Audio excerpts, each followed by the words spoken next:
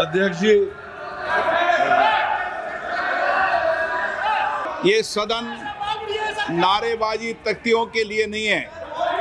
इसके लिए आपके पास सदन के बाहर बहुत मौके होते हैं। मेरा आपसे हमेशा प्रयास रहता है कि आपको जनता આ દ્રશ્ય સ્વાભાવિક સંસદના સત્રની શરૂઆતના દ્રશ્ય છે। જેમ જ કાર્યવાહી શરૂ થાય એમ તરત જ હોબાળો થાય, વિપક્ષ હોબાળો કરે, પછી ત્યાંથી ઓમ બિરલા એવું કહે કે તમારે હોબાળો કરવાની જરૂર નથી, આપણે સંસદમાં સંવાદ કરવાનો છે અને એ સંવાદ ન થાય 12 વાગ્યા સુધી ફરીથી સંસદ સ્થગિત થઈ જાય અને 19 દિવસ સુધી આ જ ચાલવાનું છે। એટલે 1 ડિસેમ્બરથી લઈને 19 ડિસેમ્બર સુધી સંસદનું શિયાળુ સત્ર છે। શિયાળા સત્રની શરૂઆત પહેલાં જ પ્રધાનમંત્રીએ જે સંબોધન કર્યું એ સંબોધનમાં સ્પષ્ટ એવું કહ્યું કે આ વખતે સંસદમાં ડ્રામા નથી કરવાના, ડિલિવરી કરવાની છે। એટલે કે જે મુદ્દાઓ છે મુદ્દાને યોગ્ય રીતના મૂકવાના છે। વિપક્ષ પર ખૂબ બધા પ્રહારો કર્યા પ્રધાનમંત્રીએ। સાથે જ્યારે રાજ્યસભામાં એ ભાષણ આપી રહ્યા હતા ત્યારે પણ વિપક્ષની વાત કરી, મુદ્દાઓની વાત કરી, પણ સંસદમાં છેલ્લા કેટલાય સમયથી જ્યારે પણ તમે જુઓ એટલે જેમ જ કાર્યવાહી શરૂ થાય વિપક્ષ હોબાળો કરે, કોઈ જ મુદ્દાઓ ઉપર સિરિયસલી કોઈ ચર્ચા થતી હોય એવું જોવા જ નથી મળતું। પક્ષ વિપક્ષ અને મુદ્દાઓ સાઈડમાં મુકાઈ જાય છે। 19 દિવસનું આ સેશન છે, વિન્ટર સેશન, અને એના પછી 15 દિવસની આ બેઠકોમાં 10 જેટલા નવા બિલ જે છે એ રજૂ કરવામાં આવશે। એના ઉપર હેલ્ધી ચર્ચા થાય એવી અપેક્ષા આખા દેશને છે। વિપક્ષે પહેલા જ દિવસે 11 વાગે જ્યારે સંસદ શરૂ થયું લોકસભામાં હોબાળો કર્યો, એના પછી સંસદ સ્થગિત થઈ ગયું। લોકસભાની કાર્યવાહી પહેલા જ જેટલા પણ નેતા વિપક્ષના આવ્યા, પ્રિયંકા ગાંધીથી લઈને બીજા બધા જ નેતાઓએ બહુ જ બધી પ્રતિક્રિયા SIR પર આપી। અલગ અલગ મુદ્દા એવા છે, બિહારની ચૂંટણીથી લઈને SIRનો મુદ્દો અને બીજા બધા મુદ્દાઓ ઉપર સંસદમાં ચર્ચા થવાની છે। આ 19 દિવસના વિન્ટર સેશનમાં શું થાય છે, પ્રધાનમંત્રીએ પોતાનું પહેલું ભાષણ રાજ્યસભામાં આ સેશનનું આપી દીધું છે। એની પહેલાં પણ એમણે સંસદની શરૂઆત પહેલાં જે સંબોધન કર્યું એમાં વિપક્ષની બહુ જ મોટી વાત કરી, સાથે જ પોતાના પક્ષને પણ એવું કહ્યું કે જીતનો અહંકાર ન રાખવો જોઈએ। વિપક્ષને એવું કહ્યું કે એ હારથી તમારે બહાર આવી અને મુદ્દાની વાત કરવી જોઈએ। હવે આ 15 બેઠકોમાં કેટલી ચર્ચા થાય છે જોવાનું રહ્યું। આજનો પહેલો દિવસ સંસદનો અને સંસદ પહેલાં જે નેતાઓ આવ્યા એમણે શું કહ્યું, ત્યાંથી આવેલી પ્રતિક્રિયા, પ્રધાનમંત્રીએ પોતાના ભાષણમાં રાજ્યસભામાં શું કહ્યું તેના પર કરીએ નજર।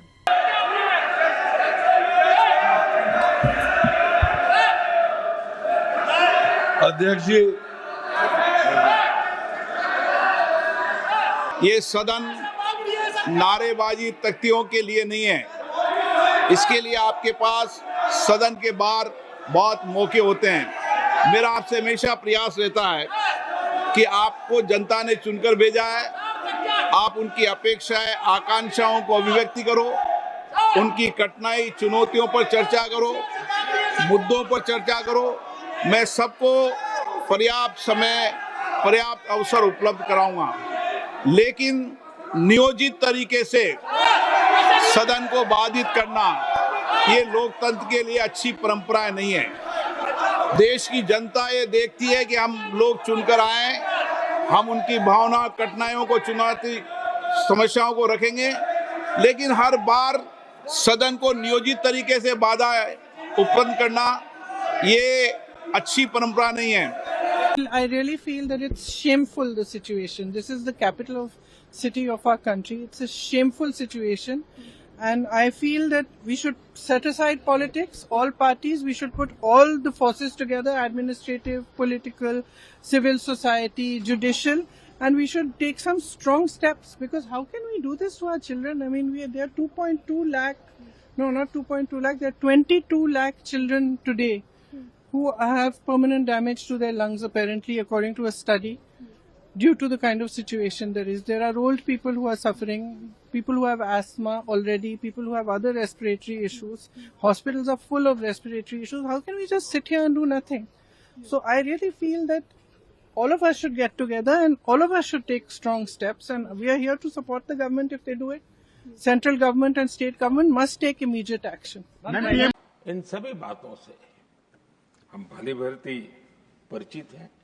वैसे आपका जन्म तो डॉलर सिटी में हुआ और उसकी एक अपनी पहचान है, लेकिन उसके बावजूद भी आपने अपनी सेवा का क्षेत्र अंत्योदय को चुना।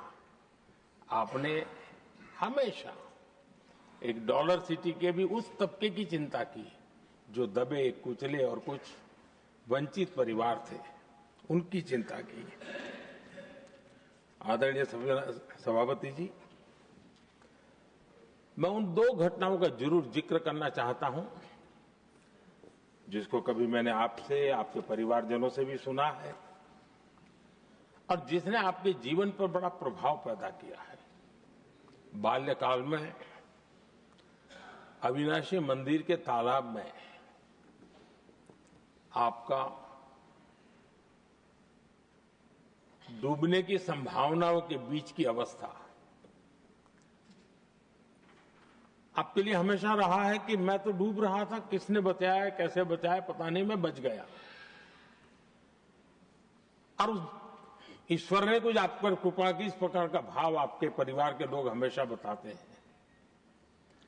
और दूसरा जो हम सब बहुत बारीकी से जानते हैं, जब कोयम्बतूर में लाल कृष्ण आडवाणी जी का यात्रा होने वाली थी, उसके कुछ समय पहले एक भयानक बम ब्लास्ट हुआ, शायद 60-70 लोग मारे गए। भयंकर बम ब्लास्ट था और उस समय आप बाल बाल बच गए थे। इन दोनों में जब आप ईश्वरीय शक्ति का संकेत देखते हुए अपने आप को समाज के प्रति अधिक समर्पित भाव से काम करने की जो आपने वजह के रूप में उसको कन्वर्ट किया, ये अपने आप में एक सकारात्मक सोच से बना हुआ जीवन का प्रतिबिंब है। आदरणीय सभापति जी, जो एक बात मैं जानता नहीं था लेकिन अभी मुझे पता चला, आप शायद अभी उपराष्ट्रपति बनने के बाद काशी गए थे और आपका काशी का दौरा था, तो एक सांसद के नाते स्वाभाविक रूप से मेरा मन वहां सब कुछ ठीक ठाक हो ही रहता है। लेकिन आपने वहां एक बात बताई जो मैंने सुनी, मुझे मेरे लिए नई बात थी।